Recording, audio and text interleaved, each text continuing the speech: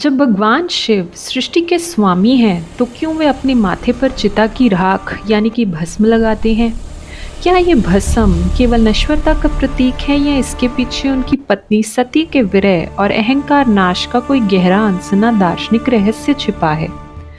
आज हम जानेंगे शिव के माथे पर भस्म लगाने का वह सबसे अनूठा और गहरा आध्यात्मिक रहस्य। भस्म धारण करने के पीछे एक बहुत ही भावनात्मक कहानी है। जब शिव की पहली पत्नी देवी सती अपने पिता दक्ष द्वारा शिव के अपमान को सहन न कर सकी तो उन्होंने योग अग्नि में अपने शरीर का त्याग कर दिया।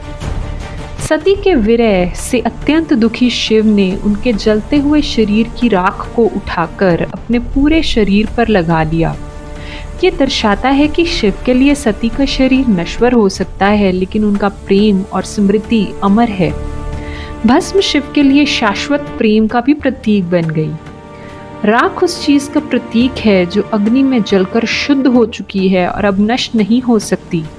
शिव इसे धारण करके हमें याद दिलाते हैं कि ये शरीर जिस पर हमें अहंकार है अंत में केवल मुट्ठी भर राख ही हो जाएगा। इसीलिए हमें शरीर के सौंदर्य और मोह में समय बर्बाद नहीं करना चाहिए, बल्कि आत्मा जो कि अमर है उस पर ध्यान केंद्रित करना चाहिए।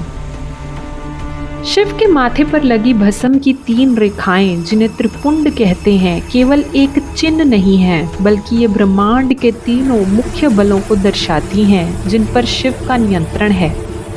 त्रिपुंड की ये 3 रेखाएं प्रकृति के 3 गुणों का प्रतिनिधित्व करती हैं। पहली रेखा ऊपर की सतोगुण का प्रतीक है जो पवित्रता, ज्ञान और अच्छाई को दर्शाता है। दूसरी रेखा मध्य की जो रजोगुण का प्रतीक है जो क्रिया, ऊर्जा और जुनून को दर्शाता है। तीसरी रेखा नीचे की तमोगुण का प्रतीक है जो जड़ता, अज्ञान और अंधकार को दर्शाता है।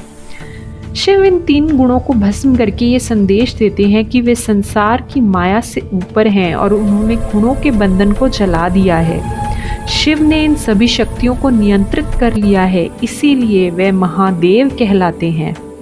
शिव की भस्म हमें सिखाती है कि शरीर के मोह में मत फंसो, अहंकार को राख कर दो और प्रेम तथा सत्य को धारण करो। यही मोक्ष का मार्ग है। क्या आप शिव के माथे पर भस्म लगाने के इस सती के विरह और नश्वरता के रहस्य को जानते थे? कमेंट्स में हर हर महादेव लिखें और अपनी राय दें। प्रेम बड़ा है या वैराग्य? ऐसे ही गहन रहस्यों के लिए हिंदी वार्तालाप को अभी सब्सक्राइब करें। धन्यवाद।